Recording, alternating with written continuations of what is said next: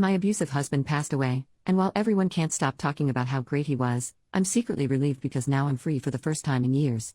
My husband passed away 3 months ago. He abused me financially, mentally, and even physically. When I got pregnant, he convinced me to quit my job, saying that he would take care of me. I could never buy anything again without asking his permission. I couldn't even buy a cream without asking his permission, and he decided if I could or not. Even months ago, when I had a little money of my own, I had to ask him for permission to buy something. What was mine was his and his was his. But I stayed there because I still loved him and I didn't have a place to go. I had too low of self-esteem and let myself be stepped on. When I stopped loving him, he had already had his first affair. He made me believe that I was to blame for the affair because I didn't want to make love for months after my birth. That left me torn, and I had to receive stitches. I was already planning my exit and saving money little by little while I was working selling things from home, since he wouldn't let me work outside because he was very jealous. I wanted to pay for a lawyer. He was having another affair with a friend of his, which luckily kept him busier, and I didn't care anymore that he didn't pay attention to me. I wanted him to stay as far away as possible.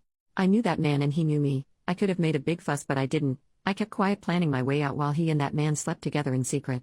I only felt disgusted by my husband, nothing more. But my husband died in a way I never would have expected. He is now a martyr. When someone dies, all the sins of that person disappear. Because that's what even my family thinks. Those who knew about his affair and how he manipulated me are now talking about how good of a man he was, and we shouldn't insult someone who's dead. Everyone around me talks about how beautiful our relationship was. His family talks about what a great man he was and how he always focused on giving everything to me and our kid. His affair partner hugged me at the funeral, saying that my husband loved me. His friends told me what a great person he was. Everyone talks about how good he was and how he is now an angel in heaven. And I have to pretend to be sad. The day he died, I cried a lot, but not out of sadness. I cried with relief and I felt free. It would have taken me too many years to save to pay for lawyers with my little store without him realizing that I was keeping money in secret. He would have kept everything. He would have made my life hell, and I know it because he had told me so every time I stood up for myself. But now I have the house. I have everything. I have the monthly money for being a widow. I have my children totally with me. I have started with a psychologist. Everyone thinks that I do it to cope with my grief, but no, it is to overcome the abuse I suffered from him. It was really hard to pretend being sad in the funeral, but I did it for my child. I did it because now everything is over and I'm free.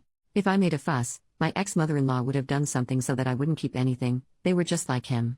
But now I'm just a sad widow who needs help in their eyes. The silly widow who didn't know anything, but that's helping me to be free and have what I deserve. Edit, sorry for the bad English. I used the traductor for many parts. Also, we are not from an Islamic country and here same-sex couples can live and marry freely. He just cheated on me with a man like he cheated on me with a woman. I guess he was bisexual. Update 2 months later. It's been several weeks since I last posted, and I didn't expect my post to end up in other places.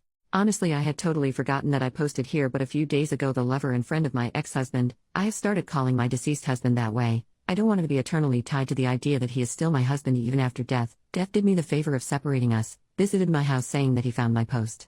I didn't expect him to find this and it scared me a bit, but honestly there's nothing I can do about this anymore. I posted it to the internet and I guess that's my fault. One of my sons let him in when I hadn't heard the doorbell, so I had no choice but to let him in to not make drama in front of my kids, and I wanted to know what he was going to say.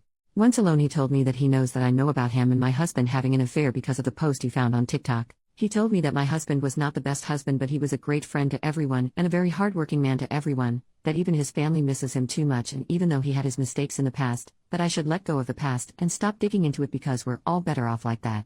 He was insisting for a while to such an extent that I felt intimidated by him to the point he reminded me of my husband, and it is the first time that I have that feeling with a man that is not my ex-husband. I can talk peacefully with them, but this situation made me feel on the verge of a panic attack because of his attitude. He's basically scared that I'll tell everything, that he's gay, and I don't know if he has a boyfriend, but maybe he does, and that's why he doesn't want me to say anything about their affair.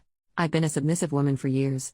My ex-husband turned me into a fearful woman that I wasn't before. He made me the kind of woman who was always going to put her head down, but when he died I felt so happy and liberated. I cried with relief for days. And when this man came into my house to tell me what to do, it was like seeing my ex-husband again, giving me instructions about how to behave and what to do. The man who knows very well that I was in an abusive relationship because he knew how my ex was and chose to sleep with him anyway. The man my husband made me cook for and then screwed him as if I were just a maid was at my house, telling me that my ex was a good person and that I should shut my mouth. He was telling me what to do and I just punched him in the face. To be honest, I wanted to slap him, but for some reason I felt so angry that I hit him, and it felt like hitting my husband as well. I don't regret it and I felt good. I yelled at him and told him to leave or I was going to tell everyone what happened. He ended up leaving the house and he has been quiet ever since that day. My main plan was just to shut my mouth and let go of the past, but that is one thing, and a totally different thing is that this man comes and wants to impose on me what to do as if I were a doll. Maybe my reaction wasn't the best, but I'm tired of people telling me to shut up. I never managed to say anything to my husband, and that day I felt that I somehow did that. I haven't told anyone yet, nor do I think about doing so, but if he does something, I won't hesitate twice before this time whether to make a TikTok or post on Facebook talking about everything. With the issue of the house, with the economic crisis, I am not sure that anyone can afford what a house like this is worth, but for now I have focused on finally being able to get a better job in the future to be able to rent a house and be able to rent out this house. That could be a really good way to have money. My other goal in the future is to buy a small piece of land, no matter how far it is. I just want to have something that is my own for me and my children. My children don't miss their father too much, and I understand them. It has taken me a while to get them a child psychologist, but recently they started to go to their sessions and they are doing well. I think the best thing I've done is to start making excuses for my ex-mother-in-law and my own family for not seeing them as often as before, and I've started the stage of cutting off contact little by little, making excuses with work or that we're not at home, although I still have to let my ex-mother-in-law come home from time to time. I think even my kids are happier when they see how much better my mood has been. I doubt that many people are interested in this, but thank you for the messages I received, although many do not understand that cultures and laws are different, and here buying a house or moving to the other side of a country in a month is impossible for many.